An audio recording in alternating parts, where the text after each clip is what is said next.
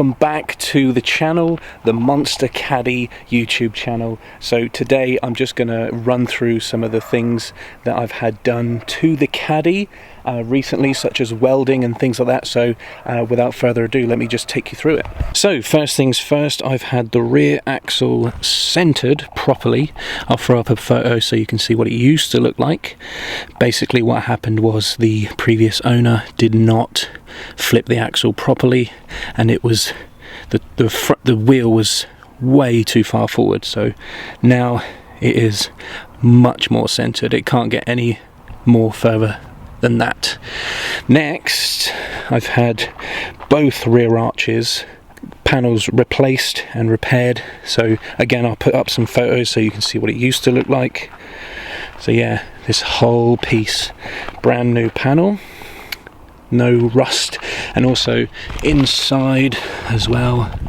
Don't know if you won't be able to see that, it's too dark, but basically inside the wheel arch has been welded, fabricated, and everything's got Schultz on it, even underneath. So here, underneath here, all this has been refabricated, welded, any holes have been repaired, and again Schultz, and this red oxide paint is over everything that's been welded. Same for this side, the rear arch, again replaced. Basically this is all that Raptor stuff. So this is how I bought it. It was like, it had all the Raptor stuff on it all over the bed, and you can go onto my Instagram and you can see what it used to look like. And what I did was I used a heat gun and a chisel and a scraper to get all of this up back to bare metal, which revealed some nice juicy holes here, here and here. Again, if you want to check those out, here's the photos before. And so the guys at Webb Vectis here on the Isle of Wight patched all that up for us, replaced the panels, bum bum bum. Again, red oxide paint, so that's fixed. The next thing, tailgate. I'm quite lucky because I've got a very straight tailgate, which is really good because obviously these get stolen quite a lot.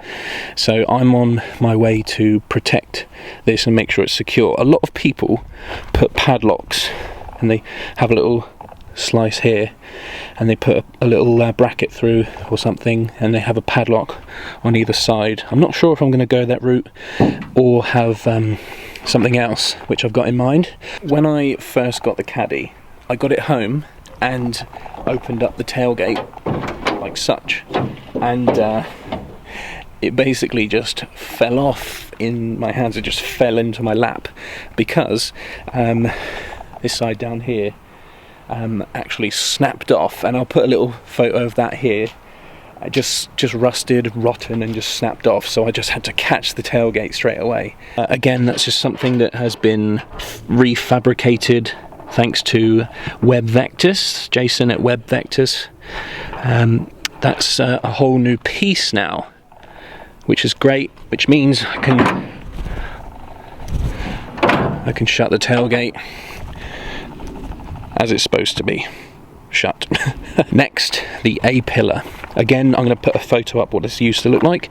There was a huge hole here, and there was also bubbling paint, which is a sign for rust is coming underneath, and rust is like cancer, as we know. So I thought, whilst Jason and Adam at Webb Vectis had the Caddy to fix all sorts of stuff, they had the windscreen out and the doors off. So I thought, makes sense to do that at the same time whilst those bits are out, because all I'd have to do is take this back again, and they'd have to take the window out and stuff like that. So I just thought I'd get it all in one hit. Okay, inside, here we go. Very, very dark. Passenger side, floor pan, the whole thing has been replaced. The inner seal has been replaced as well. Again, I'll throw up some photos so you can see what this used to look like.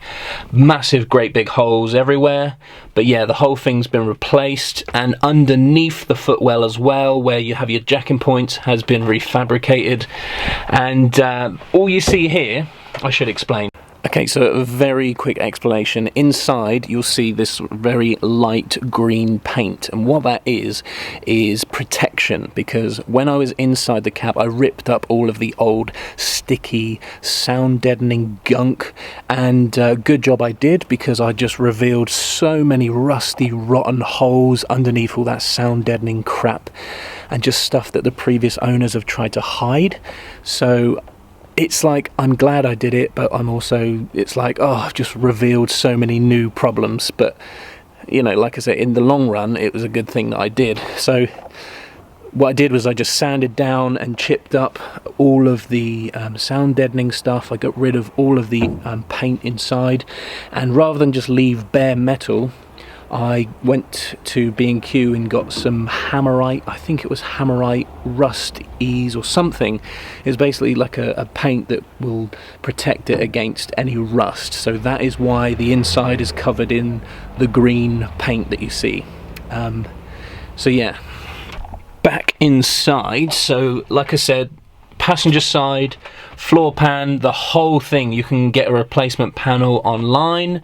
Been replaced. The inner seal, which I got from Rotbox, they had a special offer with the inner seal. It was like £50 for the part, the replacement inner seal. So massive shout out to the guys at Rotbox. Amazing job.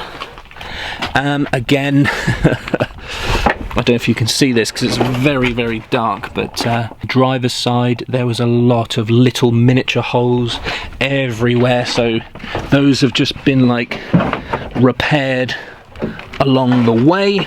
This thing is going in for an MOT, and as you see, the pedals, I've just got some covers here, look, rubber covers for the pedals. You can get them on eBay, and so that's been done as well. And also I've had the guys at Webb Vectis put in a seat belt hole there, so I can put in the seat belt back into the inner seal. I should explain, this bubble rear window I know is very, very cloudy. This was actually donated to me. So originally I had the sliding rear window that you can get, but I noticed at a glance when I first got it, there was like a slight bend. When you look at it, look at the rear window, there was a slight bend. It was like a rear window. How could a rear window be bent? Anyway, so I took it out, and it just shattered when I went to sort of try and straighten it up, obviously. So I've got a plastic bubble rear window. I had it donated to me, so I'm just going to stick it in for the time being. I'm debating whether to have a clear bubble window again, just because that's how it originally was, or should I go for the sliding window again? I'm not too sure, because I don't know. What I'm going to do is I'm going to do an Instagram poll. So if you follow me on Instagram, you can add to the poll, and you can decide whether I should get a sliding window or a bubble window. But for now, so that explains why this is all cloudy. So something else that I've had done very recently is got a brand new official number plate plinth with this, I guess it's a 3D number plate, embossed number plate. It's not the original license plate, I should say that already. For those wondering, the original license plate number is on some documents that I've got inside. So yeah, other than that, that's the work that I've had done recently. So yeah, I'm really pleased with what Adam and his team have done at Webb Vectis here on the Isle of Wight. I'm really pleased with all the welding. Everything looks solid, feels solid, and so I've still got the passenger seat inside, I've still got the centre console all inside, the stereo, loads and loads of stuff. It's just all waiting to go back in. I've only just got this back, so I've still got loads of things that I need to do after I've got an MOT. Things like sound deadening or insulation, carpet, and just a few other bits and bobs. But it's definitely getting there. So there you go. That's a little update for you of what the Caddy is looking like right now. And again, if you're new to this channel, if you have a Volkswagen Caddy Mark 1, or if you are a fan of Volkswagens, remember to subscribe, leave a little comment below, and let's just see, because the main thing as well is I've noticed that the Volkswagen Caddy Mark 1 community online is amazing. Guys on there that are so helpful. Facebook and Instagram, everyone is very helpful and happy to help with any issues. So I want to continue that community here on this YouTube channel. I hope to pump out lots of videos. So I've had the Caddy for a year now, and I've been posting on my Instagram account, and I just thought, you know what, it's time to do this official and have a YouTube channel and show updates on there. But if you do want to see more photos, you can obviously find me on the Instagram and flick through. It's like I've documented, it's like a little diary of all the things I've changed. If you're into that and finding out all the stuff about this Caddy and the journey that it's going on to restoration, find me there. But I will do my best to document some more videos here on YouTube. So yeah, there it is, the monster, the beast. I've got so many videos planned for this thing, just talking about other things like what engine it's got, my plans with it, loads and loads of stuff still to come. It's a massive journey. I'm in no rush. I'd love to show you the progress along the way, so please do subscribe.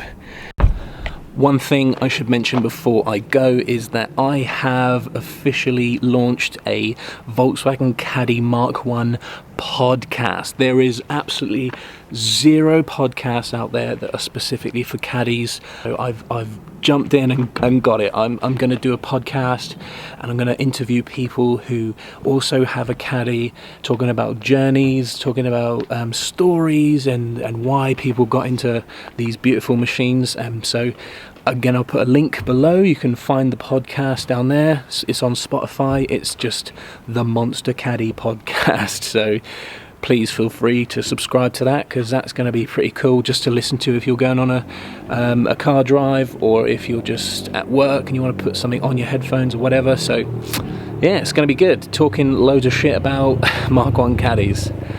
Thanks for watching this video, and I'll see you on the next one.